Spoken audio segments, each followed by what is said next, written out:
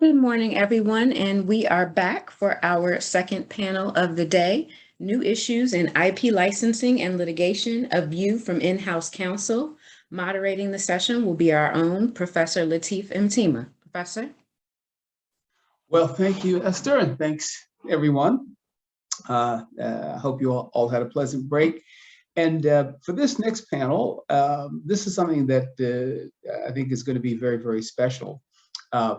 When you think about panels in the making, I think I can say that this is a panel that has been has had the longest period of planning, because this is a panel that, and you'll see what I mean in a moment, has taken sort of, maybe you can say 20 years to put together. Last night, as part of the Tech Summit, which is our companion program that is student-focused, we had a career service panel, and we had three of our stalwarts. Phil Hampton, who many of you know, teaches trademark at here at Howard. Lita Rosario, entertainment law, Howard alum, and Lynell Owens, who is also a Howard alum and has spoken in this program before. And Lynell made the comment that when she was at the law school, IP firms and corporations didn't even come to Howard to recruit, because the feeling there at that time was that, well, there's not much IP going on. I think we're about to see that landscape has changed dramatically, thanks to the efforts of people like Tom Irving and Finnegan, which helped us to put all of this together almost 20 years ago. The support of the Federal Circuit, which has been a part of the program from day one, and everyone else who's been a part of it and who's been participating. And I think in a moment you'll see exactly what I mean. And so with that, I'm going to turn to our panelists, and I'm going to ask each of our panelists to introduce themselves in the order as is listed on the program, which means alphabetically. And so I believe that makes it Nadia, I guess you're first. Hi, everyone. My name is Nadia Baksh. I am Associate Counsel at FISA in the Product and Operations Group led by Michelle Murphy, and I graduated from Howard Law in 2017. Izu? Yes. Hi, everyone. My name is Izu Emeagwali. I work at JP Morgan, and I lead our innovations, data, analytics, and artificial intelligence teams. I'm sneaking in there. There is some IP in there, I promise. We do have an IP department, but my world touches on the ownership of data and information and rights. And I graduated in 2010. Glad to be here. Thank you. Devin. Hi, my name is Devin Grant. I also work at Visa with Nadia. I am Senior Patent Counsel and a member of the IP team, and I manage the patent portfolio for a variety of business groups like open banking, as well as various other organizations. And I am a 2002 grad from Howard University School of Law. Idris. Hi, good morning, everybody. So I'm Idris McKelvey. I lead the patent group at Estée Lauder, so I'm responsible for a global patent portfolio, strategy, litigation, et cetera. We have more brands than the Estée Lauder brand, I should mention that. So we own Clinique, Tom Ford, Smashbox, about 30 others. So many of you, aside from just Ulysses, may use our products, and we hope you do. I graduated from Howard undergrad in 2002.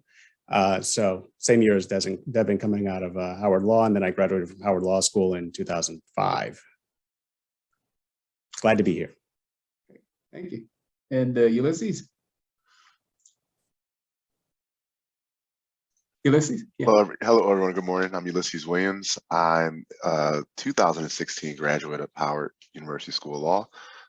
I'm intellectual property counsel at Pall Corporation, Danaher. We're a Danaher subsidiary. My role is basically to function as a trusted intellectual property counsel for local and global, all aspects of our patent portfolio, managing our patent portfolio, growing and protecting. / enforce in our patent portfolio. Thank you to all of you. So yes, we stacked the deck.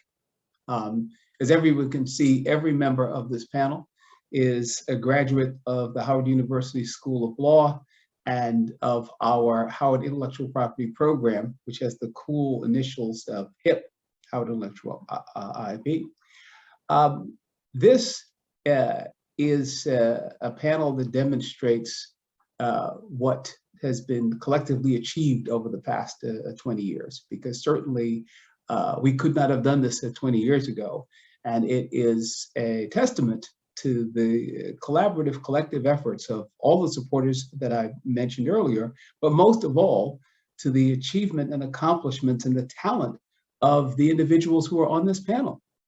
And let me say that we're going to talk about a variety of topics, but this is not a DEI panel. All of these in-house corporate counsel are here to talk about their work and their expertise and their analyses, although I guess you could say the optics of this panel establish the value and significance of DEI in the intellectual property profession.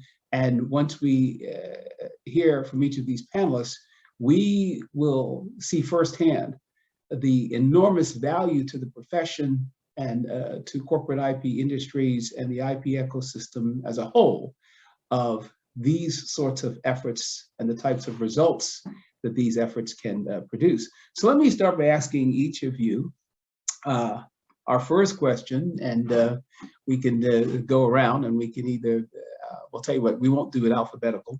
I'll just ask somebody to start and then we'll keep going.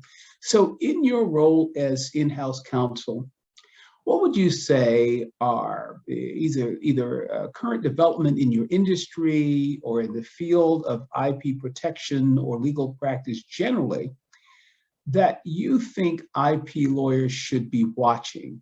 Are there any particular trends that suggest potential directions for development in your industry, and that IP lawyers who want to stay ahead of the game should be monitoring at this point in time? And let me start with you, Idris. And I have a lot to say, Lateef, so I'll try to be concise. And I'll use this as a preview for this afternoon's program that I'll throw a plug in there for, where I'll be presenting with Issa. So we'll go into this in a little more detail. But every time I'm here, and I do want to say this is sort of like my professional Christmas, I'm always glad to come back year after year. So I'm excited that'll probably show. Anyhow, to the question at hand. Everything's changing. So not just because of COVID and the pandemic and trying to figure out the way that we're working and how we're going to be working in the future and where work will happen and all of those sorts of low-hanging fruit questions. But technology has been impacting everybody. Companies have become more digital. Digital transformation has been a thing for years across all industries, I think. So it's really becoming sort of table stakes that you're going to be operating in new spaces. For companies like ours, where we sell products, we sell cosmetics and personal care products and things of that nature. So the way that we've been structured and the way companies like mine have been structured is that we focus on protecting those assets. So all of our IP activities are either brand oriented or they're product oriented. And those structures inherently need to change, and we're already seeing that. So when we think about what this metaverse thing might mean, and while I consider myself to be an early adopter of technology right now, I do think it's a lot of hype and speculation, but it may net out somewhere where there is a real business impact and opportunity for companies like mine. I think this is leading to the need for companies to think about the way that they're structured, what capabilities they have, and how you're going to support even experimentation at this stage in those spaces. So I know we're going to talk about some court cases and things like that we're watching right now. But one of the key intersections that we're focused on is looking at, things like the blockchain and NFTs and cryptocurrency in combination with the metaverse, and looking at the intersection among all of those different asset classes or intangible assets that are also impacting intangible rights. So it's not just a question of making sure that if you have subject matter expertise in one domain, that you start to broaden out your capability. But even among patent attorneys versus trademark attorneys versus copyright lawyers, those lines are getting blurred in terms of what rights are in play for different executions of different business strategies. So when we get into the discussion around what we're looking at in terms of monitoring litigation, I'll go into that in a little bit more detail. Like I said, I could go on for a while, and there are others to contribute, so I don't want to steal time. But that's the main thing that, so to speak, keeps me up at night, is thinking about where we're going and making sure that we're watching all the risks while we're investing and experimenting where we should be. Much food for thought. Izu, what keeps you up in this busy 24-hour schedule? Yeah, I know, and we're not the law firm anymore. I have a little bit of a different twist, but I'm going to piggyback a little bit off of what Idris said. And of course, to the general disclaimer that these are my thoughts and observations and not those of JP Morgan. But what keeps me up at night, I'm one of our first attorneys to help lead in this area for the investment bank, and that is really in the data space. And that goes to the topic of the panel, which is licensing. So of course, I work with our tech attorneys and our IP attorneys in the actual IP group, but ownership of data and how do you license that data? How do you protect that data when you're sharing it with either your clients or third-party vendors has been a big topic for us, because there is power in data, there is value in data, right? Data, they say, is the new oil that's driving everything. It's driving artificial intelligence. It'll likely drive the metaverse, especially on the consumer side, and what they can obtain from you as you're going through the metaverse. So how we protect our proprietary information is very important. But also on the flip side, how do we obtain rights to data from third parties? When people put in their licenses, this is my intellectual property. Was that true? Right? Or if they restrict your ability to create derivative works, but it's really facts, can they do that? Well, even if there's no IP protection, if you sign a contract, you likely have to abide by the terms of the contract. So there's an intersection in my world of what contract law says, since I have wholesale clients, not consumer clients, and then what IP can you protect in that underlying data. The plot thickens. Devin.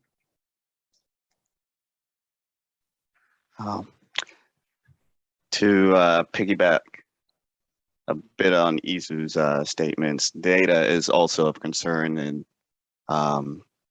especially with regard to the regulatory changes that have come through from Europe, limiting the types of data you can store and how you can use that. And so now we have to consider alternatives on how to obtain or stitch together other types of information to be able to understand or make the same kind of conclusions that we made before. In addition, the newer technologies that are coming into networks like machine learning, artificial intelligence, blockchain, quantum computing, which is on the rise, are all concerns, especially for a network that is, highly secure. As necessary, quantum computing can very easily cause problems, and we have to, be on the forefront of that to address issues before they arise. And I'll leave it at that, being brief. Okay. Sounds like we need a data panel though for the next conference. Absolutely. Wait a second. Data panel, got it. Ulysses.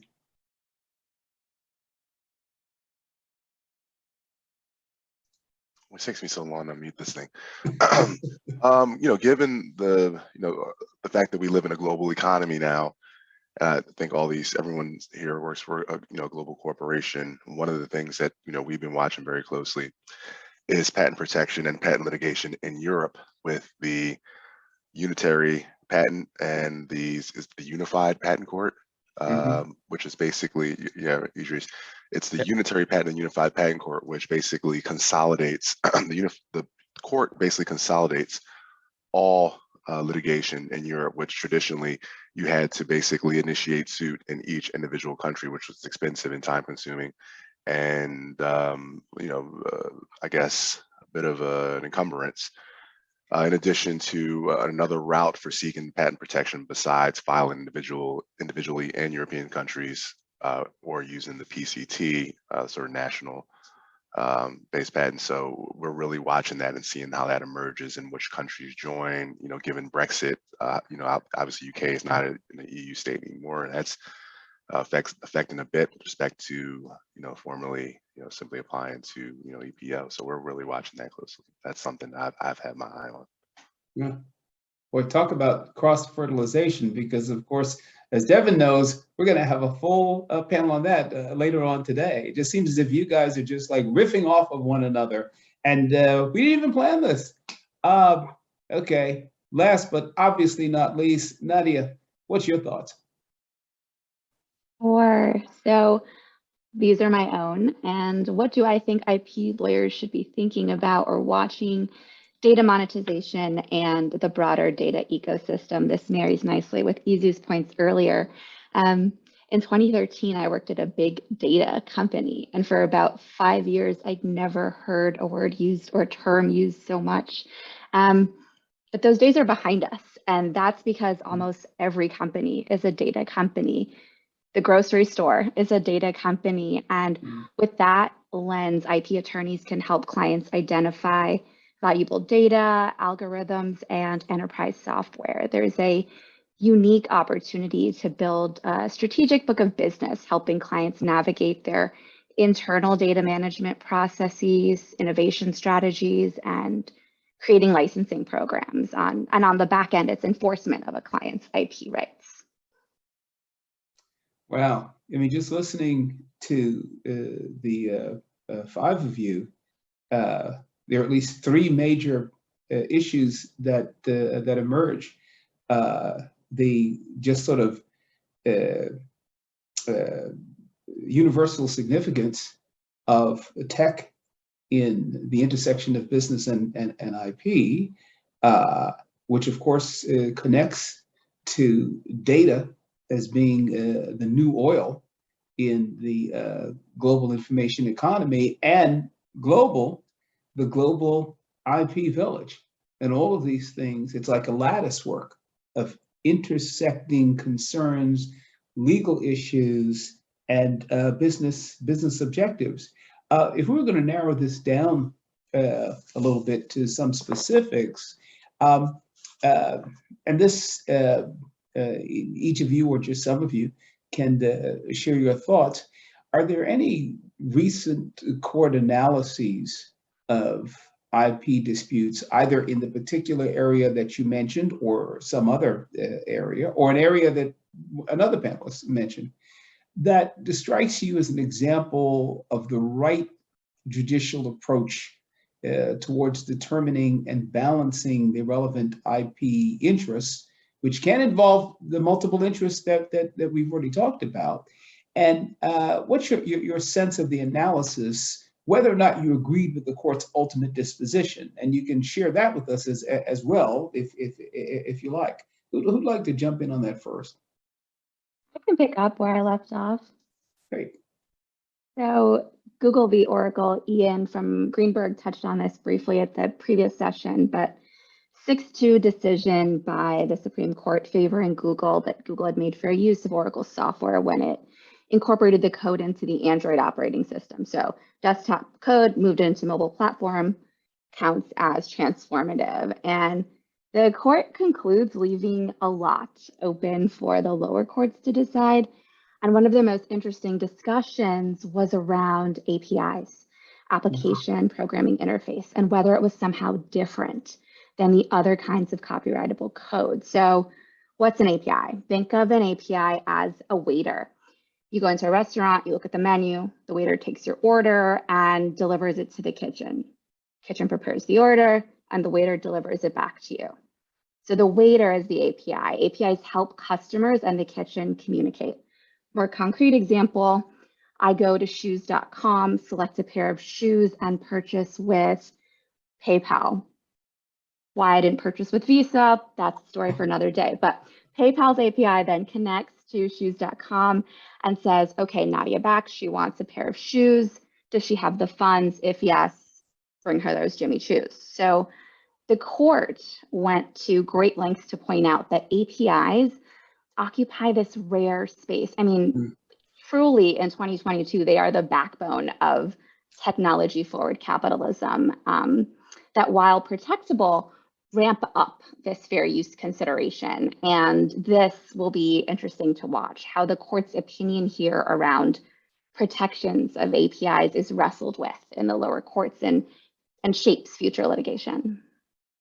Yeah, no, I think that's an excellent point. And in fact, as a little bit of a follow-up, and anyone else that may also want to weigh in on this, what's your sense of, did this feel like, in terms of the fact that even though the court didn't make a final decision on per se protectability of APIs, did it suggest to you that the court was kind of saying that given the closeness of APIs to just performing their functions, that this is more of a merger situation, that the lines of code are just so close to embodying basic functions, even though the court nowhere mentions even the merger doctrine. Did you get that feeling at all? Yes, absolutely. And I'm opening this to the panel as well, because I love this discussion. Almost feels like we're back in the classroom, but I think the court was trepidatious and didn't want to position themselves as minimalists or maximists. And truly kind of remarkable, maybe brilliant in a way, to allow the lower courts to kind of suss this out themselves. Anyone else want to weigh in on that? I actually have a follow-up question for Nadia, which is, there's a lot that's uncertain here. I do want to circle back to the NFT question, because this is something that's hitting my desk every day. But the through line is, how do you advise your business when you know that the answer is there's a lot of uncertainty? So when they're asking what is an API or what is an NFT or what are these assets, which is kind of, I think, the through line among the courts and among businesses, is trying to figure out what these things are and what rights apply and what flows with what. What is your approach for guiding your stakeholders? My gosh, that's such a good question. I think we all probably tackle that day in and day out. And it depends on the level of risk that the business is willing to take on ultimately. I think collaboration with other legal stakeholders would be where I would start to kind of assess the temperature. But how do I advise my business on that day in and day out? It would definitely be a question of risk and what we're willing to take on, because it's so new and still being sussed out. Right. So, and I don't mean to take your chair, Lateef. I'll wait until this afternoon. No, that was great. I love this because, you know, it, and what you guys have both zeroed in on is that the way the Supreme Court has written the opinion, it is sort of a map for reading the tea leaves when it comes to APIs, right? It's everything, but going almost up to the line of saying, you know what, APIs, they're basically purely functional. You know, what Google was focusing in on is not so much the expression of the function, because there's very little expression involved, and that this is almost pure function. And but I think you're right, Nadia, that the court, I think, wisely stopped short of saying there'll never be an API that has sufficient expressive quality in the way in which the function is expressed. So yes, this is definitely something to watch. Idris, did you want to talk a little bit more about the NFT situation? Sure. So maybe I'll even take a step back at first. So to the extent that an API should be treated a certain way in terms of the way that the court is looking at it, it assumes that an API is one thing. I think the same is true for data in general. And I'll look at Izu and say that she, I'm sure, would tell you that not all data is created equals. There's already sort of the PII distinction, so personal information versus other information, and what data is, how it's stored, where it is, and what it's meant to do, how it functions, you know, how you monetize it, securitize it, all of that stuff is complicated. So in looking at NFTs, this doesn't what I'll say, it doesn't speak to a specific decision. It's actually something I'm watching, which is the Nike suit against StockX. Does anyone else know about this on the panel? No, it's okay. That's why I'm here. So, so last month, Nike sued StockX, which is they're a reseller of shoes. And StockX decided to tokenize NFTs that, as they're marketed, will show sort of pictures of a physical good, which will be a shoe. And they associate that shoe NFT with a physical shoe that they also sell through the retail site. So the NFT includes these images, and the way that Nike is framing their assertion is it's based on a trademark claim. So they're claiming dilution and confusion, et cetera, that the average consumer that goes to their website is going to think that the NFT is a Nike product. But the reseller's position is this is essentially the same thing that you would see if you came to a Foot Locker website and saw a thumbnail for our shoe. But this NFT is just associated with the physical good, and it really serves as proof of ownership. So it's meant to flow with the physical shoe in some way, shape, or form. So to get through the weeds on all of this, you have to think about what an NFT is. An NFT obviously is not a physical good, so it's associated with the physical good. Even the images that are on the website that represent the NFT are not really part of the NFT. The NFT is linked to some other website. So it's really just code on a blockchain that is linked somewhere else, where you might have a thumbnail image that lives on a server somewhere that just shows you what this thing is associated with in the real world. So when you think about trademark law, one of the questions that I'm sure is going to enter the fray is around functionality. How else do I tell a consumer what this thing is associated with other than using an image of the physical good? And then Nike is going to say, well, this is a representation of our shoes, and this isn't a product that we sell. You're creating a new product, which is this NFT. And therefore, this is confusing consumers in terms of where the source of the goods is coming from. However, the NFT doesn't even include the image. The image sits somewhere else. so it's a little bit like legal whack-a-mole to figure out where these things lie. And I think to use sort of Nadia's technique of trying to talk about this through analogy, you could use something other than an NFT to make this association. It could be a contract, right? That essentially is a deed to the shoe. That's not an NFT or a tokenized, crypto asset of any kind. And if you didn't use an image of the shoe, but instead described it like you would in a deed, where a deed describes a lot of, a real estate that's associated with the deeded good. Would that circumvent this? So it's a real issue just that there's an image that's associated with the NFT. So the outcome will be interesting to see what sort of metes and bounds are applied to the scope of utility, I think is the right word, for how you can deploy NFTs to function the way that they do now, or the function the way that StockX wants them to. And what will flow out of that. But again, this is in the district court right now in New York. So I'm sure that, this will work its way through the process. So we'll see. Yeah. I see Izu chomping at the bit. I'm disagreeing in the background. I know we're going to talk a little bit more on our panel later on, but nothing to add to either of those points.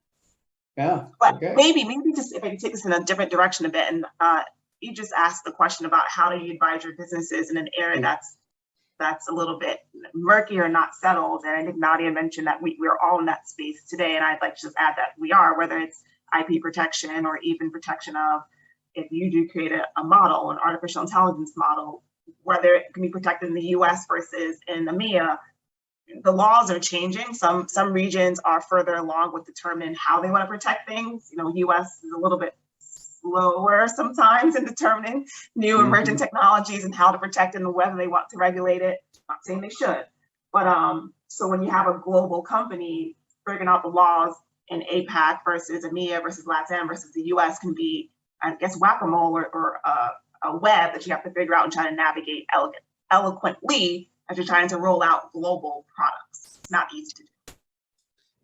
And that's what it takes is, what were you going to say? Sorry, I was just also going to add that one of the things I think that's important, and I think is evident from the conversation we've had so far, is that our job as in-house counsel is I don't want to speak for everybody's distribution, but we're teachers. You know, we have to educate our businesses and recognize where they are. So the dynamic that we navigate all the time is that our experts frequently are not decision makers.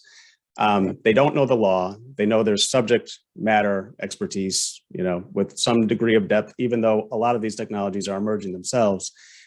So we have to sort of bridge all of those things. We have to really become quick studies on what the technology is. We have to identify where these risks are, where we think they may be in the future, and connect the dots between, well, maybe among multiple functional stakeholders in our organizations, and then figure out what decision rights are going to look like. So who gets to make the call on this, and based on what? Are you making an informed decision on risk? And the decision is typically not for the lawyers to make, but whether you're informed or not rests on our shoulders frequently. Right. You have to be part teacher and part seer. Yeah. And what I was about to say is that, and you have taken us right back into the waters that I know both Devin and Ulysses wanted to get a little bit of a focus on, and that's the global village nature of it. Yeah, go ahead.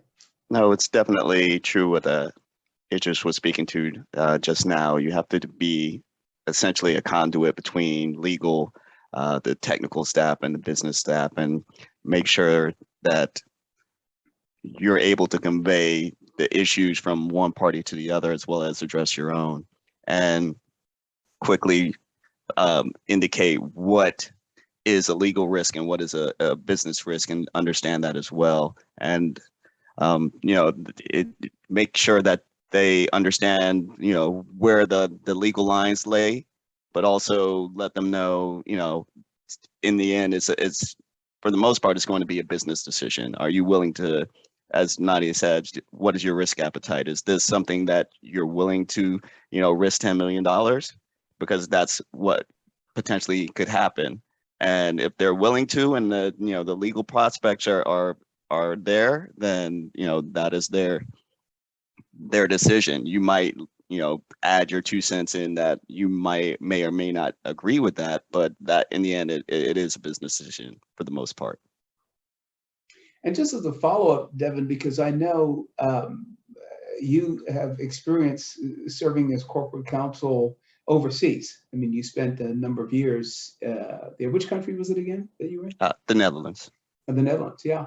In advising clients in that respect, how to navigate these waters, are there different sensibilities, different approaches when you are performing that function for non-European clients, non-American clients? Yes, definitely. Especially as you mentioned, there are different levels of detail or specificity needed in different jurisdictions. So Europe is far more conservative from a patent perspective than the US. And so they're not going to play as loose as you would be able to in your claim drafting, or even what's in your specification or during prosecution. And a lot of times US attorneys don't understand that. So they're, I made this amendment in the US, it should work in the EP, and a lot of times European patent attorneys cringe. It's always the conversation when they know that you're the US attorney in Europe in a room full of European attorneys. But yeah, it's the same thing in Europe. It's a lot more substantive, and the types of rejections that you have to deal with are different, and how you address them are different as well. So I was going to add to that, excuse me, in terms of navigating, a global village. I think, to that, one thing that all the collaborations and joint efforts that the COVID-19 vaccine, brought together, with everyone sort of working together, is that you have, companies that are competitors in one space, but collaborators in another space, and, really trying to navigate and help navigate, those issues with, with associates and with the various business units and technical folks, at the companies, and not trying to step on toes over here and play nice here, I think that's something that we're going to watch, especially. I don't know if you guys have seen that the Moderna lawsuit was sort of Arbutus Pharmaceutical sued. They sued Moderna again. I think it was about 3 days ago, and I'm really keeping my eyes on that with respect to what that's going to do for innovation and small startups and versus big corporations and such. You have anything to say to that, Idris? I see you shaking your head with respect to that. Yeah. Nothing to add on that one, but no. Well, actually, I'm glad you raised the Ulysses, the impact on follow-on innovation, because interestingly, it is also a tie back to the Oracle case, because the Institute submitted or signed on to and added to an amicus brief in support of Oracle, or rather, I'm sorry, in support of Google, from that perspective, that whether the use of the API, whether or not we agree with how transformative it was or not, the need for follow-on innovation, particularly from a social justice perspective, there are, in the race to obtaining IP property, oftentimes there are those who have various resource advantages. And just because you win the race doesn't really mean that you were the first to innovate, right? And so preserving this opportunity for second comers to be able to continue to act upon these things, act upon ideas, act upon innovations is a critical feature of it. Were you about to say something, Izu, on that? No, I'm just thinking about that and agreeing with you, because I go back to Howard Law and trying to put on my ethics hat anytime I sit in rooms with clients, even if we think about the metaverse, right? What's the ethics behind that? And for lower income communities or people of color communities, or like thinking about my parents who barely want to deposit a check on their phone, they're not going to work or get into the metaverse. So I always think about training we had at Howard to think about the social impact of what we're doing, even when I work in corporate America. And how do those considerations play out in this new territory of data and privacy concerns? Yeah, well, for us, it's easy, I'd say. I don't have as many privacy concerns on the wholesale side, but on the consumer side, we have the privacy law. And so we have, what we have to comply with under the GLBA for financial services institution, we're regulated, right? I know we don't have a federal privacy law in the US. We have GDPR in MIA, we have the LPDG in Brazil. Other countries are trying to create their own law. So as a regulated institute, we play by the books. Right. And actually, that part is the recording. That's right. That's right. And this is actually a question that is really for everybody, but mainly for both you and Nadia, that yes, we have an existing and still developing and emerging legal regime that purportedly addresses individual and consumer interests, but does the regime, and not your company practices, because obviously your company practices, all of your company practices are A1, right? But looking at the legal regime, the legal infrastructure that has been created in this space, does it adequately or equally serve the interest of the marginalized consumer as compared with more traditional mainstream majority consumer? And this is not a criticism of corporate practices. This is the law where it needs to be in recognizing the differences in society, or is there more that we can do to recognize the difference in interest and to protect those that may have not the same level of general protections in society as a whole? So I'll try to tackle this one. I think this one is fraught with risk. That's why it's been so quiet. And I'll now deploy my disclaimer like Isa did, that I'm speaking on behalf of myself. So I think this is where sort of ESG comes in for a lot of organizations. I mean, it's impossible for me not to acknowledge the fact that I work for a prestige cosmetics company. So by the nature of our business, not everything we sell is going to be accessible to everyone. But that doesn't mean that we don't consider broader society to be a key stakeholder that we're accountable to.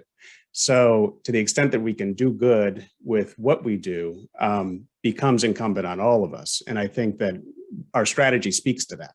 So there are a lot of levers that we pull in terms of, trying to give back to the community. We have a lot of local give back programs, but I think more importantly, we try to create pipelines for opportunity, which I'm really passionate about. So in fact, I'll add a plug that we implemented or deployed the She's Howard program within about the past 18 months, where we have a partnership with Howard Undergrad to create opportunities towards DE&I. And I know that this is not a DE&I panel, but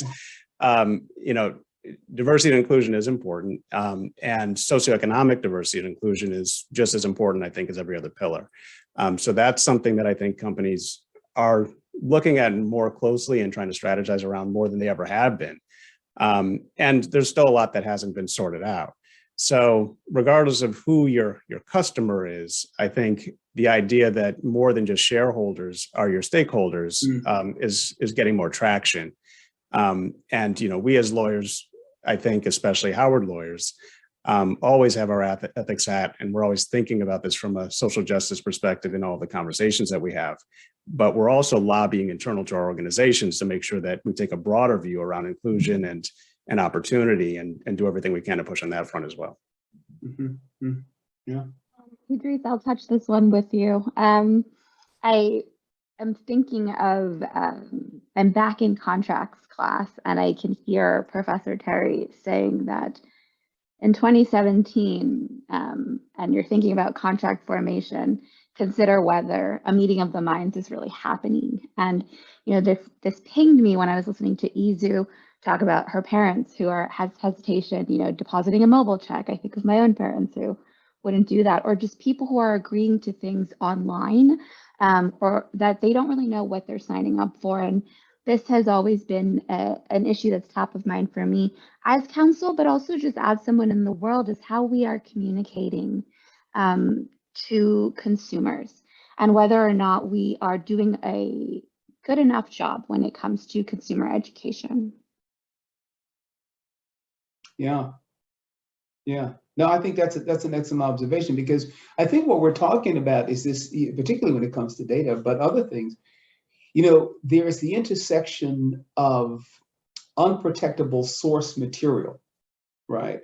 Which then can be acted upon and utilized and embodied within intellectual property output. And we have a tendency to think about that as there being neutral, objective rules for the dividing line, right? But I think many would have to acknowledge today that there's a distinction between garden variety name and address feist type facts, right? And then physical source material when we're talking about Henrietta Lacks body cells, right? And had I not said Henrietta Lacks, right, we would naturally think that the dividing line that applies to human cells can be applied in a universally objective way. And now we start to maybe think about, well, is that always 100% true?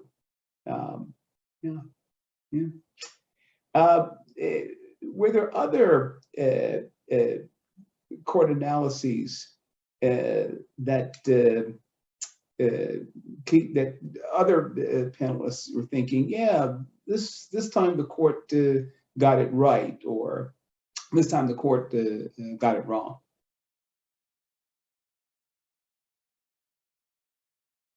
courts have been not shaking you up like, yeah, they'll get it. Well, I was going to say actually exactly that recently I haven't seen a lot of activity for the really big cases that are focusing our attention, and through the global lens, we're also a global company. So I should frame this, I'm going to try to not sound like we're bigger than the United States, but it's not our only focus. Mm-hmm. So we have to pay attention to activity around the world. The biggest thing that has changed the way that we work has actually been sort of the loosening of restrictions in China around design patent rights, which I will also probably delve into a little bit this afternoon, because you can disclaim aspects of your claimed invention now in China, and it's a big market for us. So those kinds of things that have very practical impacts on our day-to-day work are where I spend a lot more of my time. I wish I had more time to deal with, frankly, more interesting legal questions.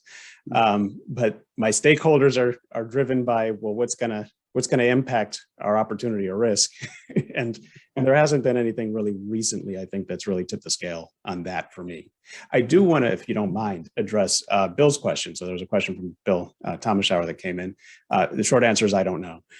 So he asked whether StockX created their own photography for their NFTs dealing with Nike shoes. What I will say is that for a lot of organizations, this adds another layer of complexity in the way that goods are marketed, because in many cases, companies license the photography rights. So there may be intervening sort of copyright issues that layer on top of all of this stuff, which is companies have limited licenses to the photos that they hire a photographer to take on their behalf, and then they'll post them to their website because that's within that scope of use. Now, that NFTs are sort of underpinning the way that those copyrights are deployed. It perhaps creates a bunch of new issues for my colleagues who handle other areas of IP. So yeah. I'll leave it at that. Yeah. I have to say NFTs baffle me because they kind of strike me as not much more than screenshots. And it's like, okay, so what? You know what I mean? But I could just be behind the scenes, behind the times rather on that. I agree, but TikTok still baffles me, and it's worth a lot of money. So I'll throw that out there. Exactly. What can we do? Now, I know we only have about another 12 minutes before we have to wrap up. And I do have another general question for you guys. But before we get to it, I just can't resist the fact that I know that we have at least 4 patent attorneys on this panel. Just, wondering, do any of you have any thoughts in terms of perhaps potentially helpful guidance for the courts in terms of wrestling with the patentability 101 problem? I know that's gigantic, but I mean, if you had the opportunity to say, either to a judge or to Congress, here's a thought, Your Honor, or here's a thought, Senator. Any thoughts on wading into that bog? Yeah, I unmuted myself preliminarily so I can start talking, not have that delay. But I would say really minimize its impact. I don't think it should be a hurdle. I think we can rely on 103 and obviousness analysis to assess that, or even sort of do it like Europe, where we basically have, I think the way I understand it, you have obviously no human subjects or anything along those lines. And basically everything else is assumed in. It's assumed as patentable subject matter until you go further throughout the analysis. And I think we could really rely on the 103 to do what our courts are using the 101 for, personally. So I would echo that. I think the big problem that I see around 101 is the fact that it's sort of converged with 102 and 103. There shouldn't really be a functionality test sitting in 101 because that's already spoken for elsewhere in the code. So when it's actually what's really interesting, and I don't know to what extent any of the panelists are still doing their own prep and prosecution. But if you look at some of the office actions that come in from U.S. examiners, it's almost like they have two different brains in some cases, because their discussion around non-patentability around utility is sort of one set of arguments that say that this isn't patentable subject matter. But then they'll cite art that sits squarely in this space that clearly was patentable at some point in time, setting aside dates to say that this, came after Alice and all of that. But, it'll wrap you up in a lot of knots to try to figure out how to argue that your claims are patentable, and then finally get to the substantive arguments around the rejection that speaks to a prior invention that they are saying is prior art that is relevant to your inventive subject matter. What So you're typically saying is obvious. You're saying it's obvious. Exactly. Like. So I think that's the thing. I think once you start to tread into functional aspects of your invention or the value that it might convey in 101, you're well outside of where that set of arguments belongs. Yeah, I agree with Ulysses. 101 should not be the highest hurdle for prosecution. It should fall into some aspects of obviousness in the analysis. And I agree with Idris as well, as far as the two aspects, well, it's not patentable because it's not patentable subject matter, but if it was, well, this art is the reason why I still wouldn't allow it. And they're giving you a 102 rejection. Well, if it's, speaks on every aspect of my claim and it's a patent, then why are we having this 101 discussion? So yeah, it is. I long for the old days of concrete, tangible, those kind of analyses. Yeah. And I'll also add that in this software, maybe digital space versus the chemical arts, you see sort of the bifurcation in the way that those claims are treated. On the chemical side, you do see a lot of these natural phenomenon sort of rejections that come in under 101. Those are also nonsense, in my opinion, because as soon as you create a new combination of matter, going back to Chakrabarty, you should have passed the 101 hurdle, especially if it has some sort of efficacy, which is why you're filing a patent application in the first place. So those arguments around, well, this is a combination of ingredients that also are naturally occurring, you should be able to get over that threshold quite quickly if these things don't grow in the same plant and interact with each other in the same biological, natural state. Because if you take that argument, too far, literally every invention is a new combination of matter, and all matter is naturally occurring. So where is that line? And that's not something that the courts have really addressed, and the PTO is well equipped to determine. So again, that bar should be a bit lower on the 101 side. Yeah. I mean, my own just 2-cent thought on it is that I think that where the courts struggle in terms of articulating what the abstract idea exemption is supposed to work, that it's supposed to be doing, is that I think that they're oftentimes trying to accomplish what the merger doctrine accomplishes in copyright, that articulations that they oftentimes are saying are abstract ideas aren't really abstract ideas. It's just that the embodiment is just so close to it that to extend patent protection under those circumstances would end up being too close to sucking in the abstract idea. But I think they need to do a better job of articulating that, and that would get us past some of the 103 problems that you guys have identified. So, but in the time that we have left, and hopefully each of you, or as many of you who would like to weigh in on this, here's the final question. What are some of the specific skills or perspectives that you find most helpful to you in outside counsel? Should outside counsel routinely try to anticipate your prospective strategies, or does that tend to distract their attention from the more immediate and concrete issues that they have been specifically retained to address? Thoughts? Start us off. I would, first of all, thank you for that riveting patent discussion. I feel like I learned a lot. Not a patent attorney, but that was excellent. So I would say it depends on the work of the business group.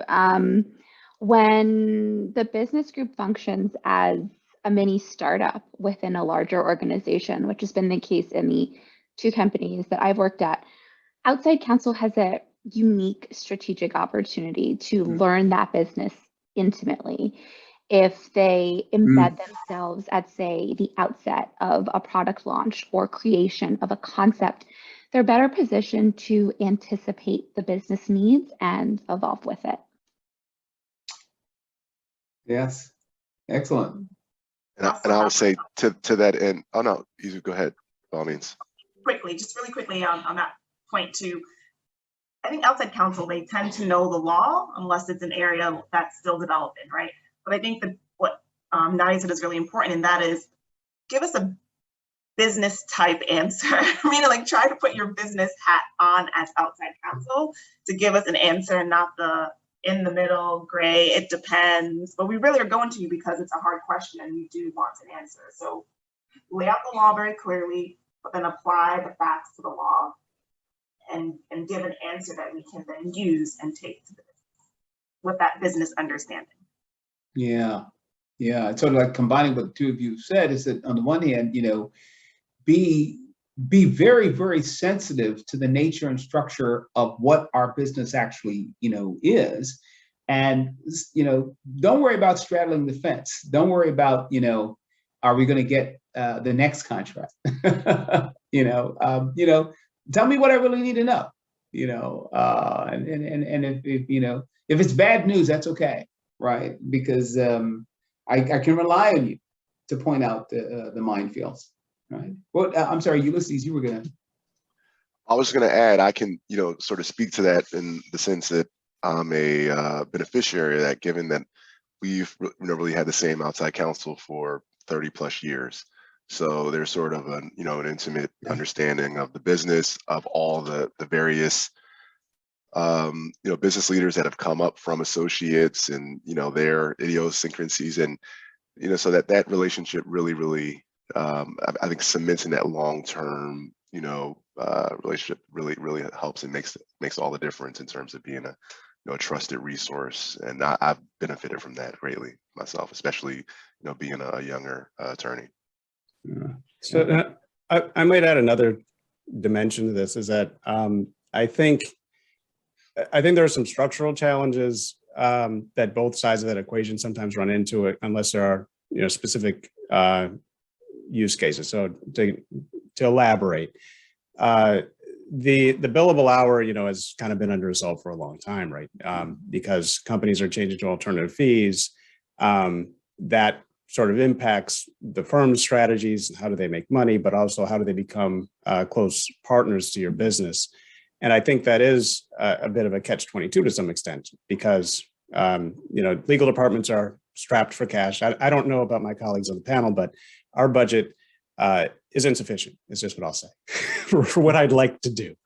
And always being under cost pressure means that you have to try to find ways to reduce costs, and our biggest expense is typically outside counsel costs. Now, I think the way around that structurally that where we found success in terms of building stronger relationships with certain firms has been through secondments. I think that's a viable strategy to get more visibility into the way that an organization operates and what its cadence is, who the key stakeholders are, who you need to have at the table for certain discussions, and to be generally just more effective as an outside partner. And different organizations have different law firms, I should say, have different sort of positions when it comes to how open they are to secondments. If you look at the war for talent, they got to be worried that you're going to poach their attorney that they place with you and all of that. But it's probably worth the risk long term, especially looking at where the talent equation is moving anyway. I mean, people are moving more and more as it is. So why have anxiety? Why not just make the investment up front? And if you have one of your alums who now sits with a client, then even better. So I think trying to be creative around figuring out the money part of it, how do we turn this into a profitable endeavor while delivering more value to our clients, is something that I would encourage law firms to think about and deliberate. And I'd like to piggyback on Ulysses and Idris's comments. So what would be helpful is for the associates, once they've been assigned to groups, to have, a general curiosity as to technology underlying, the patents that they're drafting. So they know after some experience, they know what to highlight, what not to highlight, what's typically known in that realm, as well as having an understanding of what is in your client's portfolio, so that when you see articles from TechCrunch about so-and-so now promoting this new product, or this company now being involved in this space, that you can then have a discussion with your partner, as well as bringing things up with your client, saying, hey, we think this patent, we should file a continuation based on this patent because we think we might be able to cover this space that it was newly released, launched by this competitor of yours. Well, I tell you, this is the panel that all attorneys, outside counsel and otherwise, are just sort of like, yeah, this is the hot ticket in town. As I had anticipated, we would get to the end of our time and have only scratched the surface of the issues and the surface of your expertise. And I just want to thank all of you for taking the time out of your enormously busy days to participate and to share these gems and just wise thoughts.